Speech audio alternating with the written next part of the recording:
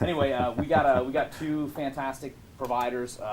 Fiberlight is like the best kept secret. A lot of people for some reason haven't heard of these guys, but their network is extensive.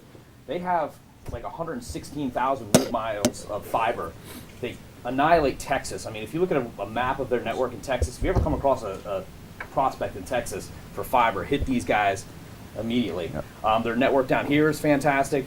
Backhaul, I'm not going to steal Tom's thunder here. I'm going to let him run with it. And, when Tom's done, we'll have momentum up. And Tom, with that, dude. Go there. Okay. Do your thing. All right, everybody, welcome. For those that don't know me, I am Tom Beres. I am the channel manager for TCG.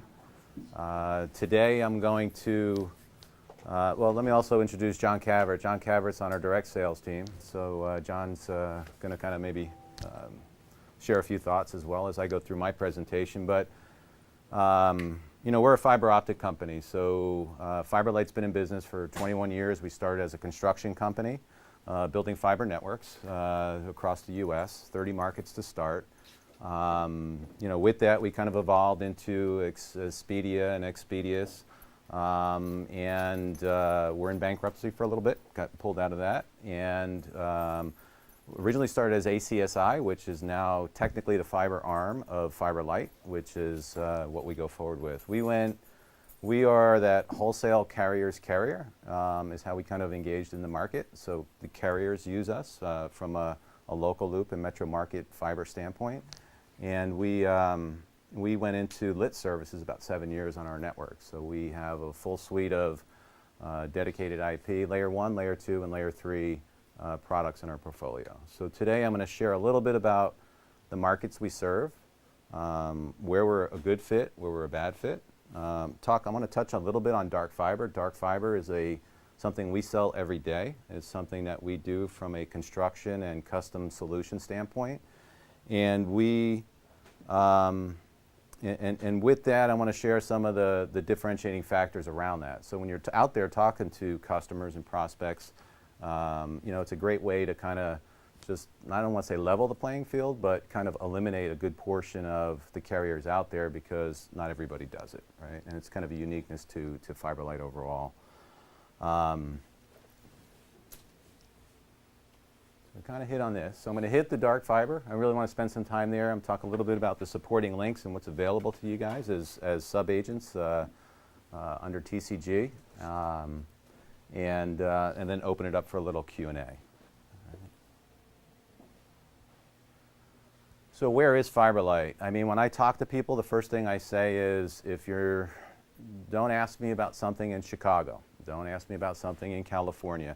We're a local metro fiber optic player and operator in the markets we serve. And there's actually 5 states. So Florida, with South Florida and Central Florida being Tampa, St. Pete, and kind of over to the Orlando area.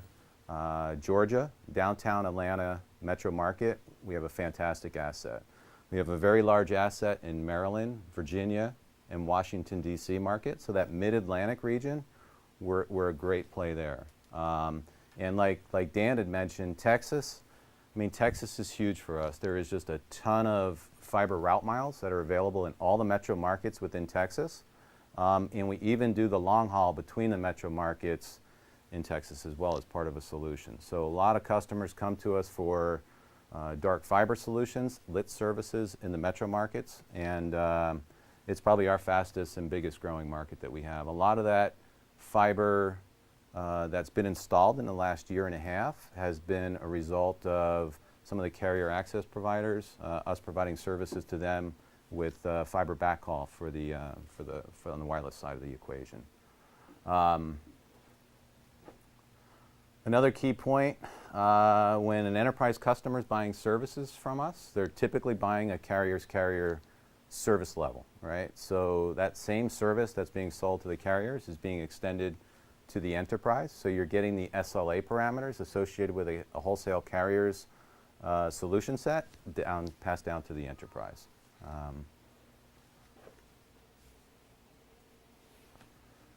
So what I just mentioned before, these are the markets. So you could see South Florida, you could see the Tampa, St. Pete. Anything outside of that, we're not really a player. And then up in the Mid-Atlantic, you got Baltimore, Washington, D.C., Culpeper, Charlotte, Richmond. Great market for us. We got a deep entrenched fiber asset there. Atlanta Metro is a big market for us from a fiber standpoint, as well as, I mean, if you look at Texas, you should be excited about Texas. I mean, Texas is something that we really drive a lot of opportunity and actually very large opportunities from an MRC perspective. Where's your corporate office? We are headquartered in Atlanta, in Alpharetta. So.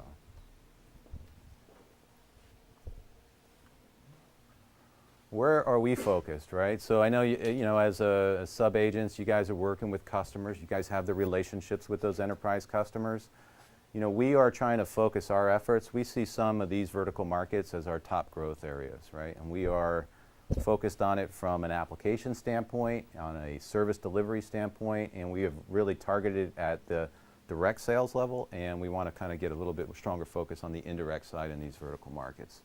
So healthcare, clearly the regulatory issues, clearly the growth and the evolution of, you know, with Obamacare and a lot of the initiatives around healthcare is really driving site-to-site access, security with HIPAA, disaster recovery, et cetera. So we see that as a great area.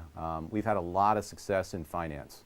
Finance, banks, brokerage firms, even institutional banks at the metro level or in the individual market level is just a great, you know, our fiber lends itself well to security around the delivery of those services, and their bandwidth requirements are pretty strong, right? So they're typically somebody that's going to ask for a 1 gig connection, right, and higher, depending upon what they're trying to do.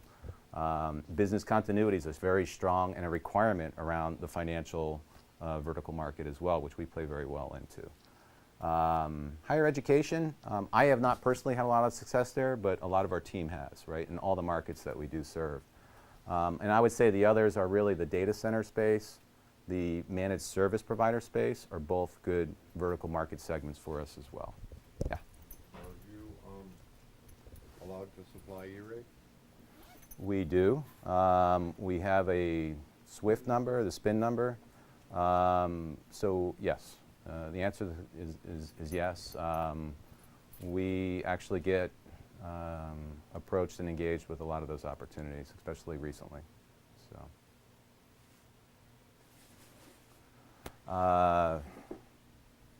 any questions on verticals? Anybody specialize in any of those verticals? No?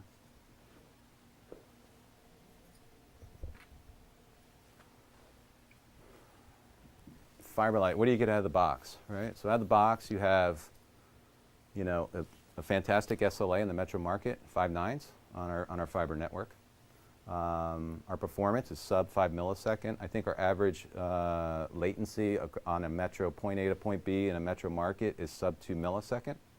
So the performance associated with the fiber delivery, very fast. We're scalable. So we build our network on 1 gig, 10 gig, 40 gig, and 100 gig optics. So that is typically we're going to throttle down for a customer.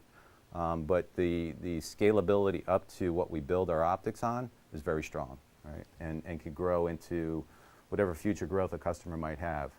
I mentioned wholesale, so we are a carrier's carrier, have always been. Most of the carriers use our fiber in the markets that we do serve.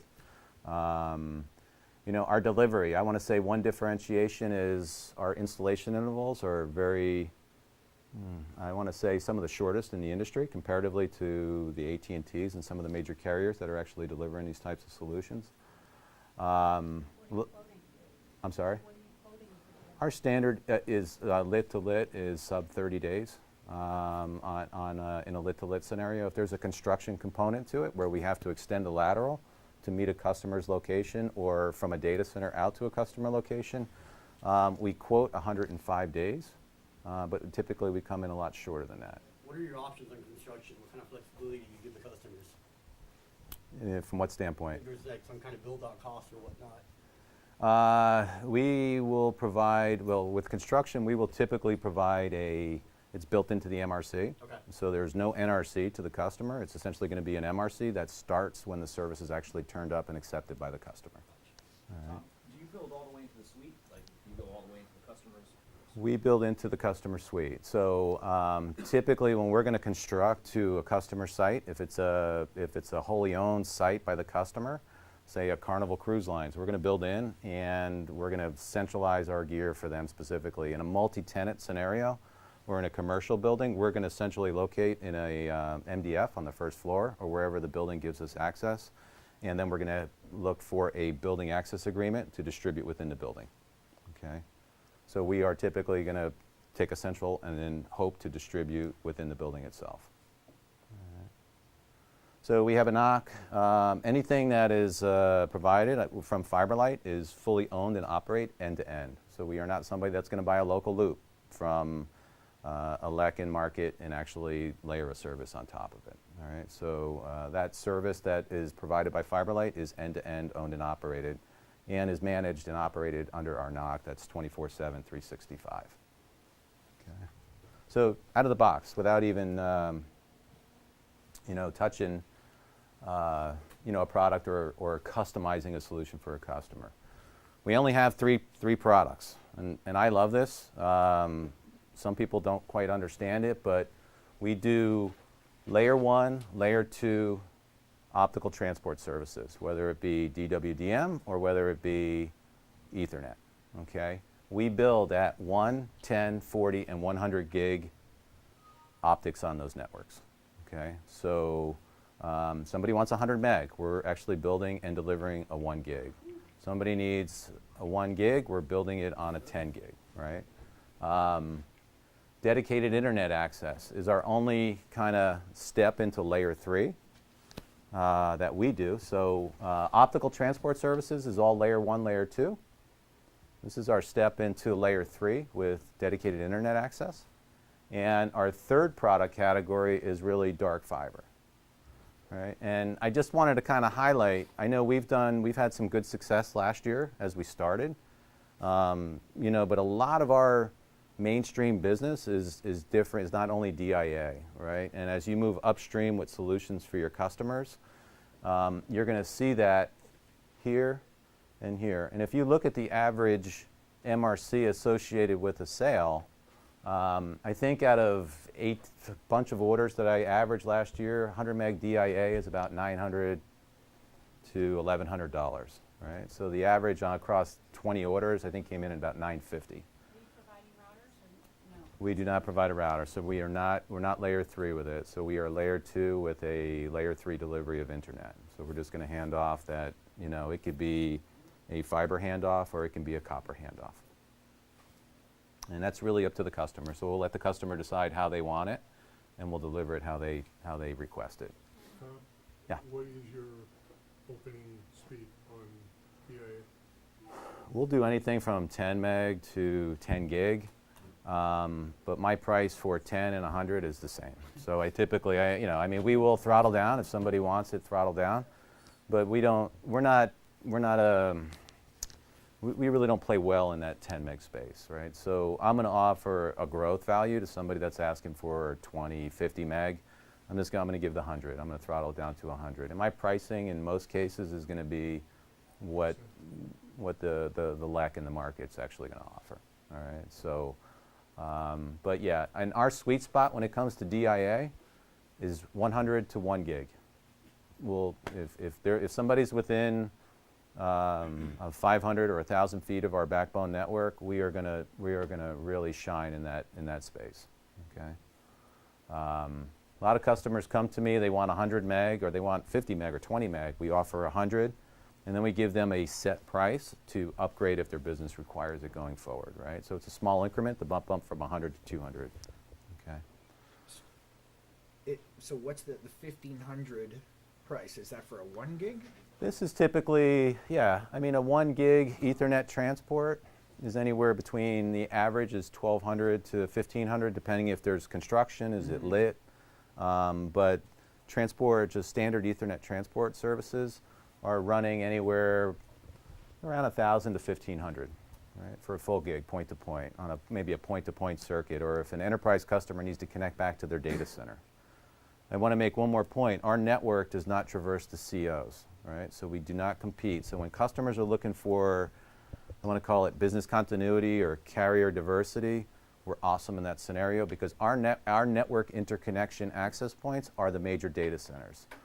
Here in South Florida, it's Terramark, Miami Data Vault, Equinix up in Boca, Peak 10, QTS, CoreSite, Digital Realty Trust. I mean, that is essentially our interconnection points on our network. So our best customer, best fit customer is somebody that's looking to connect back to their IT infrastructure in one of the data centers.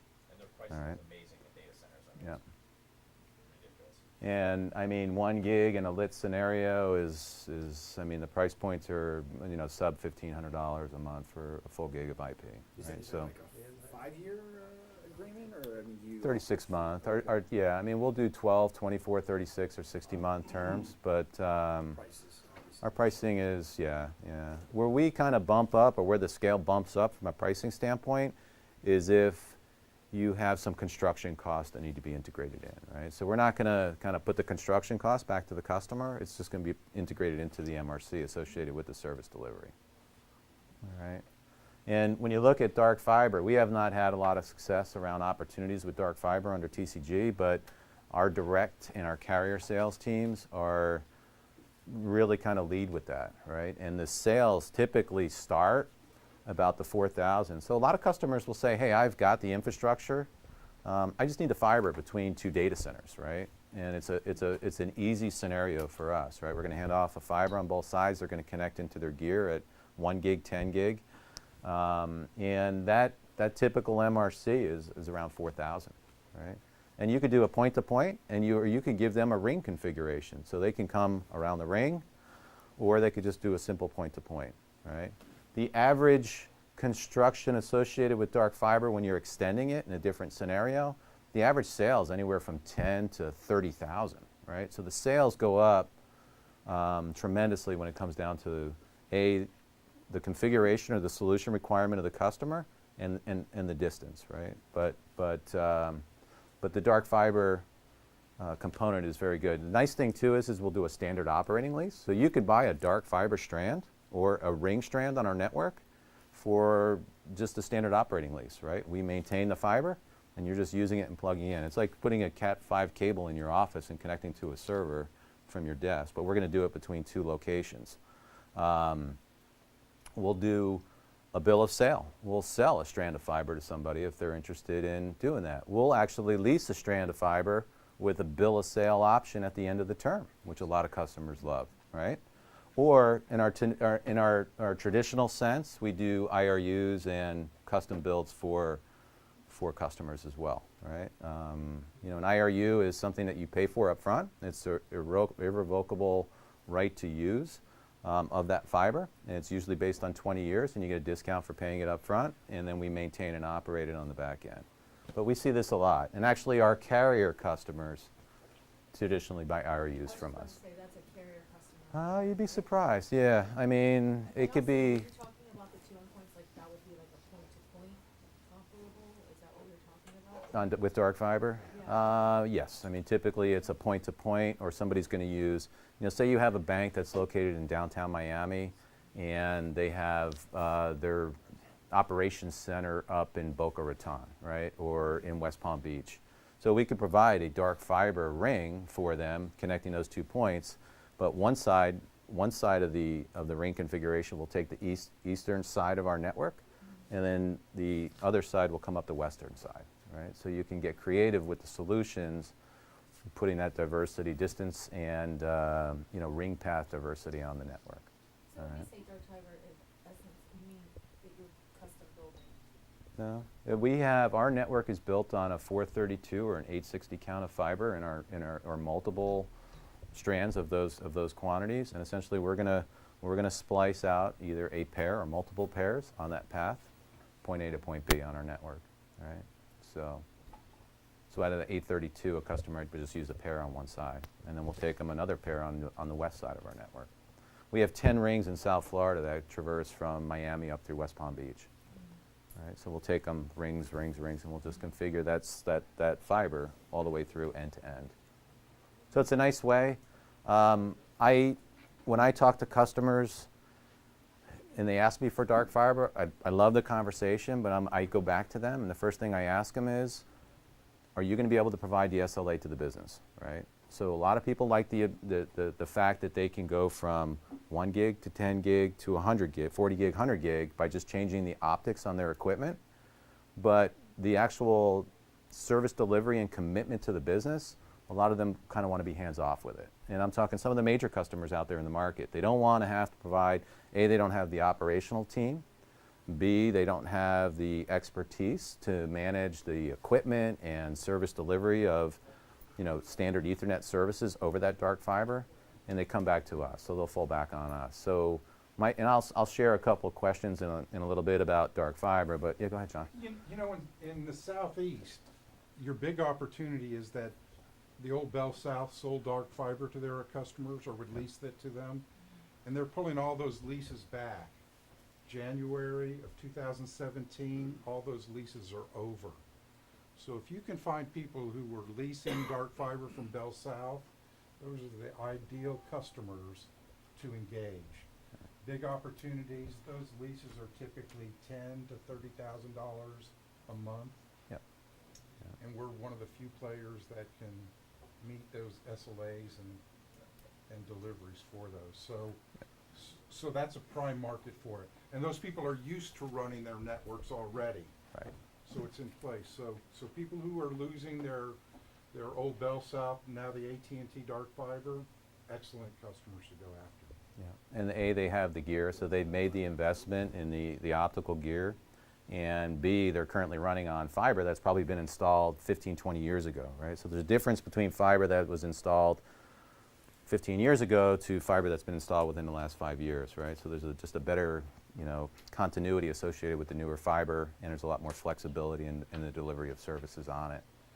But net, we have 3 products, and that's really it. So Ethernet transport, or I should say optical transport, DIA, and really dark fiber and custom-based fiber solutions for customers.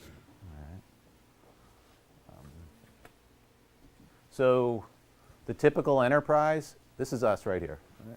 So this is what we're doing. So whether it's just fiber to somebody or a lit service between our optical gear, and they're just moving their data across, they're moving their storage replication across, they're using video across that fiber. We are carrier agnostic. So anybody that buys fiber or a service from us can layer 18 different carriers on it with voice services, video service. We don't really care. So we are fully carrier agnostic with how a customer uses our delivery of the services that I just defined. Even TDM, voice, people are just putting their voice traffic on it. So great leadway into VoIP and SIP trunks, right? So somebody might bring their SIP trunks in right on that fiber asset. Kind of go into next, and I don't even need a presentation for that, is what's a good fit and what's a bad fit for Fiberlight. And when I start talking with people, I like to start with the good and end with the bad, but I almost feel like starting with the bad is the better starting point, right? Because people assume that we do everything, but where we're not a good fit. So let me start with where we're not a good fit. So we're not a good fit where we don't have fiber in the market, right? So if we don't have the fiber asset there, like if you ask me about Chicago, I'm gonna tell you, no, don't have any fiber, right? So I can't help you there. But if you're in Florida, if you're in Georgia, if you're in the Mid-Atlantic, you're in Texas with your customer opportunity, we're great, right? So the first starting point. So don't ask me about New York City or in Maine or any of those kind of products, right? Number one. Number two, I'm not a 10 meg slinger. I'm not a T1. We just don't play well there. Can we do it? Yes. Do we do it? 9 times out of 10, I'm going to say no. I'm going to give you 100 if you ask me for 10, okay? We don't do long haul, right? So we are not a long haul provider. So we do not provide fiber network connectivity between Miami and Dallas, all right? We're just not in that game, all right? Now, do we provide services in Miami and connect customers to Houston? We do. So we'll use a level 3. We'll use another carrier to deliver, we'll do the metro on both sides, and we'll attach an end-to-end circuit using one of our carrier relationships. So we will do an end-to-end solution, but we are not a long-haul provider, okay? We don't do voice. We don't do SIP. We don't do layer 3 MPLS. We are not a Windstream, CLEC type company where we're going to take a local loop and put a layer 3 device on and deliver an MPLS solution. It's just not what we do. We don't do managed IT services, right? So we are not somebody that's going to manage somebody's infrastructure. We are not somebody that's going to manage their security, their firewalls, those kind of services. We are not a data center, right? So we operate out of data centers, but we are not going to sell colo. We are not going to sell space and power in our footprint within the data centers that we deliver our services from. I want to say that we are the enabler for all those services that I said that we don't do, right? So for VoIP, we're a fantastic delivery with sub 2 millisecond latency from a hosted type of a service back to a customer, right? We do not do TDM. We don't do long distance. We don't do, you know, the layer 3. We don't do managed devices. We don't put a router on the end of the thing. But the fiber enables all these service delivery for the customers. We're not a cloud provider, right? But if you want to get to the cloud, we're part of that ecosystem to connect to the cloud at the data center level, which is awesome. So once again, we're the enabler to get to that cloud delivery. You know, we're not a service provider that is going to drive price. It's just not us, right? So if there's not a strong business driver behind it, we are not going to be the lowest price guy in the market. So don't even ask me for, now can I give you a lot of times sub-agents at TCG will come to me and say, hey, what do you really need? And let me just give you my best value option, and I'm going to give you 100, 200, or 1 gig, and it's going to be at a price that's probably going to be pretty good. Now, it's up to the customer to decide whether that value is strong enough to differentiate us over maybe some of the other solutions in the market. So, but I'm not a price driver. I'm not a price driver. I'm not going to sell a 10 meg circuit for $300. It's just not me. So, but I'm going to sell you a 100 meg for $900, right, or less, right, for that matter. Or I'm going to sell you a gig for $1,500. Or I'm going to get you to a 10 gig option, right, or a 1 gig with a 10 gig option. So I'm going to kind of bring you up with the bandwidth, but a lot of customers don't need the bandwidth, right? So if you don't need it, it's great, right? But if you see your business growing, or that opportunity or that solution growing into something bigger, we're a perfect fit for that, because we don't have a burstable product, right? You're going to say that? I mean, we don't, you know, some customers say, hey, we want to start at 100, but we want to burst to 200 around Christmas time. My answer to that is why don't I just sell you a 300 meg circuit now, and you know the price differential is going to be minimal, right? Because really the cost associated with delivering the service is in the fiber delivery. It's not the physical like IP services associated with a link. So in that sense, if they just needed it for the holidays, for instance, you would sell it to them for 2 months, for instance, and then bring them back down? We can, or I'll just give them the 200 meg instead of the 100 meg for the entire year at a fraction of differential in price, right? So it's going to come down to an economic model, but yeah. Tom, you support both the retail and wholesale divisions of the company? No, I don't. I'm actually indirect only, Right. so I don't sell direct.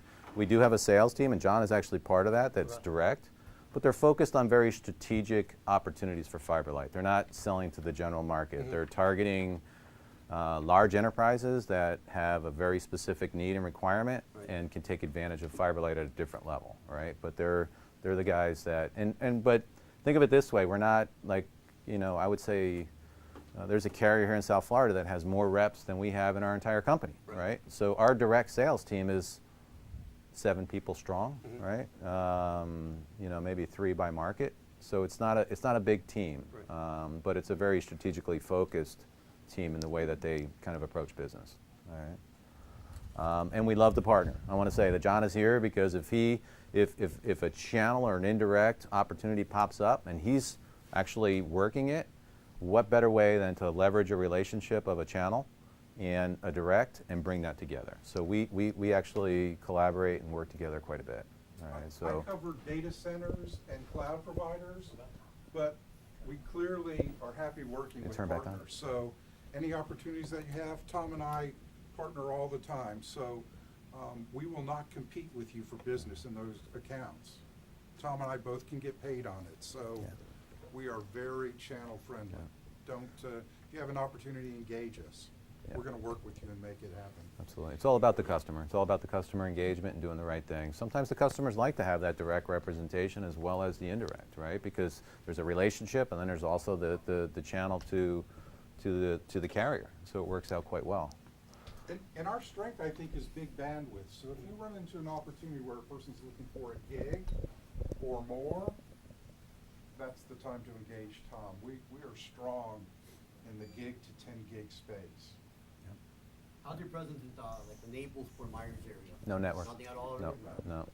So our network in Florida, I mean, being that Florida is here, you have 11 rings that encompass from South Miami up through West Palm, and you have an eastern side to it and a western side. And then you have Tampa, St. Pete, and there's some extensions of our network towards Orlando, although we're not built out in Orlando. And that is our fiber network in Florida, right? So if you ask me about Jacksonville, you ask me about even Orlando, or not St. Pete, but Sarasota, or like you're saying, Fort Myers, Naples. No, we're not there. All right, So Yeah. how does the process work if we want to find out if you have fiber? We just email you the address and then you can qualify? email me directly. You can go to Dan, Nate, the TCG sales team. I promise I will try to respond with a quote within 24 hours. So if it's lit on my network, small expansion from my network to your customer site, I will turn something around as fast as I can for you. If I need to take that now to my operations and engineering group, I might be able to give you a swag, right? But for me to really kind of tighten up, I'm going to have to go to that team, and it might take a few extra days, right? And if it's a custom project, it could take a week or two for me to kind of turn it around. But those are the best ones, all right? I had 3, how much time do I got? How about install times? Install times, lit to lit. Yeah. So on a lit to lit scenario, sub 30 days, all right? If we have lit on one side and we have a small construction piece on the other, any piece of construction, the standard out of the box is going to be 105 days, okay? Typically, that's just our standard. And let me explain what represents that 105 days, because the actual fiber installation itself is about 5 to 7 days, right? So the actual installation is only 5 to 7. But when I'm going into a customer prem in a commercial building, I need a building access agreement. And that building access agreement can take anywhere from a day to 11 months sometimes. I kind of just hit a record last year. It took 11 months to get the building access agreement. We installed the fiber in a week, but the building access agreement actually took us 11 months to get through. So it's out of our control. And then also the permitting side, right? So when we construct, we're constructing in right-of-ways, we have to submit permits to the cities that we're actually delivering in. So with that, a permit could take 30 days, or if there's an MOT that has to be a part of it, it could take another 2 months, right? But are you doing the site survey? Are you doing a site survey? How do you know what you're dealing with? A site survey is done on every construction job, without a doubt. So we'll quote it. You guys will sell it. Our first step is that site survey. We got to see where we're bringing the fiber in, and a lot of times we do that ahead of time, right? But the permitting and building access agreements are 2 steps that are totally out of our control, but we facilitate them for you, right? So we're not going to pull you into it unless we need to. But we have no control, whether it's 30 days, 45 days, because we won't start construction until we actually have that permit or that building access agreement, because we're not going to construct a $50,000 build on our network when we don't know if we can deliver the service there, because a building might say we don't want you in. But if the Right. building is owned by the buyer of the circuit, Then it's a no-brainer. Then It's a day, yeah. Because then our agreements are pretty standard. They're very mutual in the way that they're represented, so it's easy. But sometimes you'll see, I'm with Fiberlight now 2 years. I've only given 1 order back, right? So I've never. And the record from an installation standpoint, because of the building access agreement, just happened to be downtown Fort Lauderdale, was 11 months, right? But in the end, we got it installed. The customer was super happy once it got installed, but it took some time, right? But the actual installation took 7 days, right, from fiber, right? So from start to finish, delivering the service end to end was 7 days. So the installation interval is probably the simplest of the whole equation, but sometimes, we'll work with you, and we'll work through the process. We're not going to kind of bring you into it. So Tom, how would you say people are winning some of those larger sales? Like you said, direct reps are winning large. Not really. They're just focused on more dark fiber, right? So, you know, and it's higher bandwidth, right? So what drives dark fiber is higher bandwidth or a unique requirement of the customer, Can you give us right? a couple case studies of like the type of customers that have those dark fiber accounts? Just Sure. I mean, and with us, don't forget we have a fiber asset. A lot of times it's routes, right? So you guys are very familiar with selling routes. I mean, when your customers ask, "Hey, I need to get from, you know, Miami-Dade Vault or let me from Terramark up to SunGard," right? I mean, that's a route, right? So you need the local loop, you need the long haul in between, and then you need the metro to get to SunGard.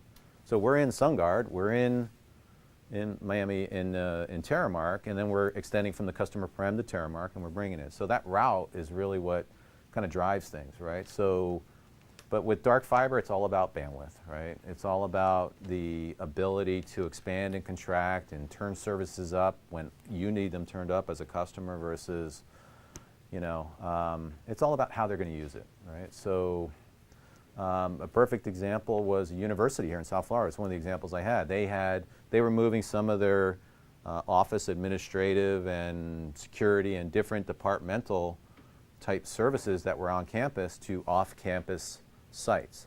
So now how do they connect their dark fiber network on campus to these divisions or groups that are moving to off-site locations from the campus, right? So they came to us, they said, "Hey, can you build dark fiber from our campus manhole and a half a mile down the road to our new office location for security," right? Perfect, right? So that's something that we would do. We just sell them a strand of that fiber. We do the construction.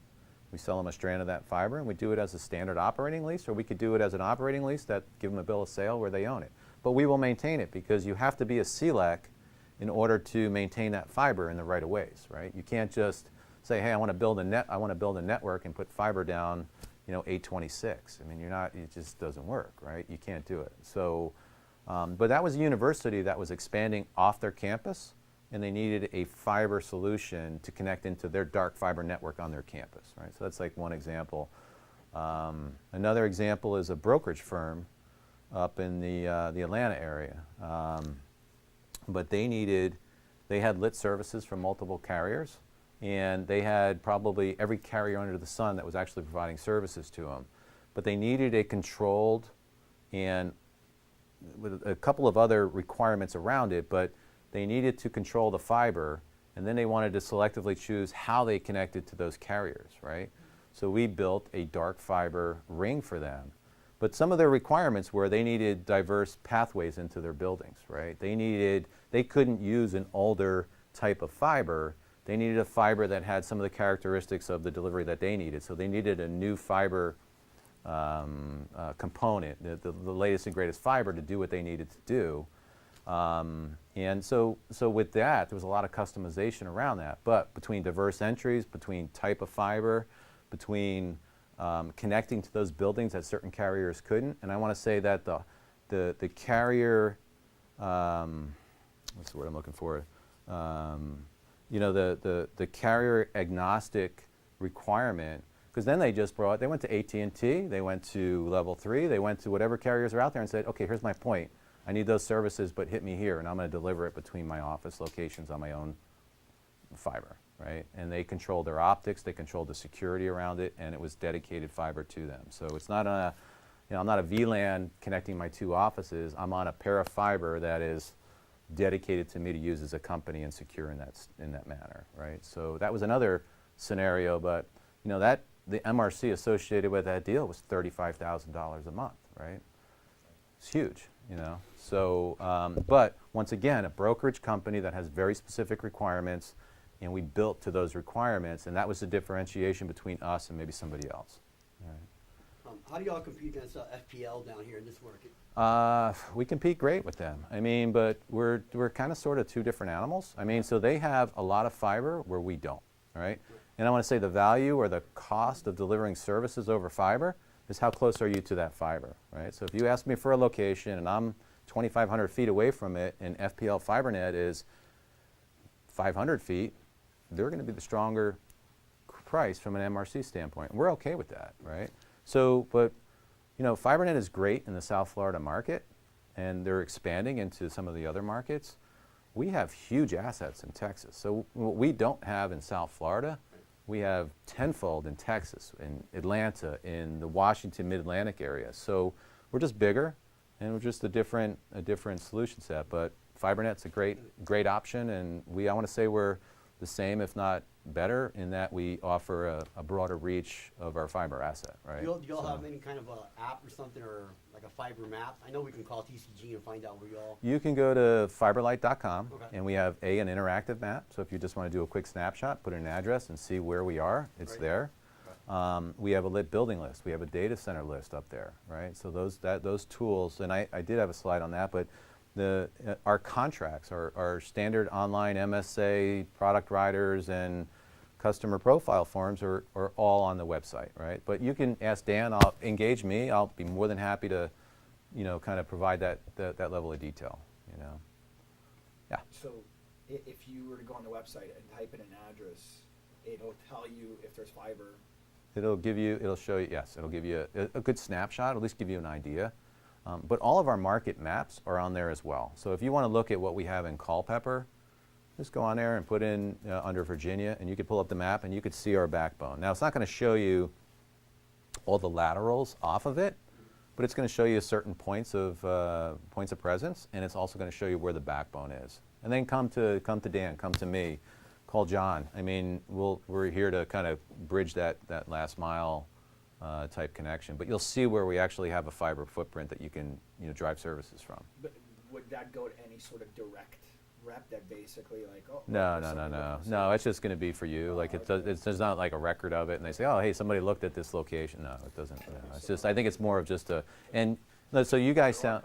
Yeah, exactly. Oh, is there? I didn't. There's a request form, but If you want. I just want to see a map. if you want to see a No. map, you don't have to do that. Right. But like John said, there is a button you can hit to request somebody to follow up with you, right? But if you're just, looking at what we have and where our fiber is, that's a great starting point, right?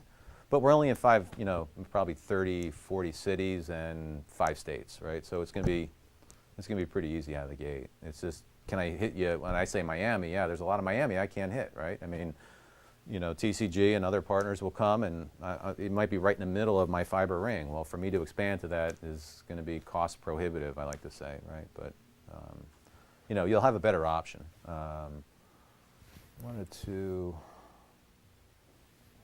it's 12, 15.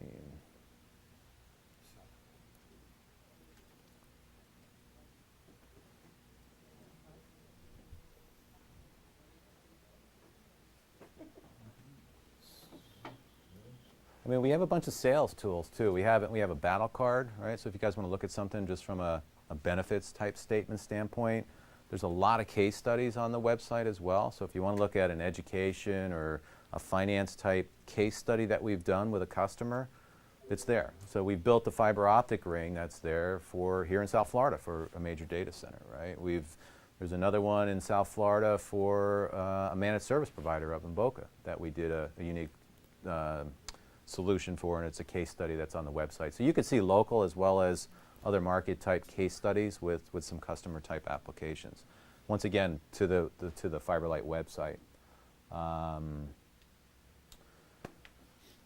Trying to think what else. I was going to get into some dark fiber stuff, but without me actually showing, it's kind of hard. I think we kind of hit on maybe some of the parameters around dark fiber, what would make sense.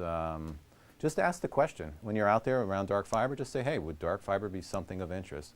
Because typically those people are going to know what they're looking for, and it really revolves to what are they using it for, how are they going to use it, what's the application, and then what are they trying to accomplish from a bandwidth standpoint. So the fact that, I think Dave Ware, the last time we did something last year, there was a large auto dealership, the largest auto dealership in the state of Florida, on the west coast of Florida, had like 28 T1s, and they wanted to start with 100 meg and consolidate all that. So Dave was like, he sold them he says, look, I'm going to give you a gig, use it all, and within a year they've come back 3 times since and have increased that gig up to like 5 or 10 gig of bandwidth, because once you have it, you start using it, and people don't recognize how how much bandwidth, if it's available and you could use it every day, you're going to use it, right? And then when you don't have it, it's like a, you know, it's like an addiction you're trying to get off of. But bandwidth, just, you know, if it's there, you'll use it, right? And that's the driver. And that's really the driver behind dark fiber. I mean, dark fiber is, I could change my optics and I can go to 10 gig. And it costs me the same $1,000 a month that I'm paying for that dark fiber, right? I'm going to change my optics and my bandwidth just increased, you know, tenfold, right? So there's the economic model behind dark fiber, but, you know, it works pretty well. And you clear the field, right? Because nobody wants to sell dark fiber. FPL, AT, like John mentioned, AT&T, you have to get off of their dark fiber, right? And it's old. Right? So there's not many players out there that will actually sell dark fiber. We have a new promo. We have a promo this month, the quarterly promo that we continue to roll out. It's a 1-month MRC. Is it okay if I announce that here? Absolutely. Yeah. Yeah. So, you know, so that promo is continuing. This first quarter, it is 1-month MRC. You know, it was always paid upon invoice and that, so my marketing department stepped up, and now that promo is going to be paid 45 days after, within 45 days of the signed order. So you're not going to have to wait to see your residuals on the back end until an invoice goes out and a customer pays their bill to start that process, right? So the promos are going to be paid up front shortly after the signing of an order, all right? So it's nice. It's a nice little benefit. Yeah. And that works for DIA, just like anything else. Any of our 3 products, yeah. So dark fiber, DIA, and Ethernet transport. So, I'm sorry? What's the residual? That's We just got a the, raise up to 18% with these guys, so it's better than FPL FiberNet. So that's so we kind of, yeah, we bumped it up. We bumped it up a little bit, and we're continuing with the promos to drive the business. So I think it's going to be a pretty good year for us. What was the other thing? That was it. So the promo, so I'm available. I'm local. Wherever you need me, just call me. I'll tell you, when I get engaged with an opportunity, the close rate goes up tremendously. But I'm here to support you either from a pricing or from a customer engagement standpoint. Yes, definitely get them involved on your large opportunities, because the bottom line is, you know, when you have somebody from the company there explaining the story, it's just 10 times better than trying to chop through the information yourself. That's So right. engage them. Tom's been on a Yeah. lot of appointments. I think you went on an appointment with Cynthia, knocked down Couple one of of her them. agent deals. I mean, Yeah. you know, thank you for doing that. Yeah, Appreciate yeah. it. No. So, So I look forward to working with everybody. Yeah. cool. All right. Everybody get in here. You know.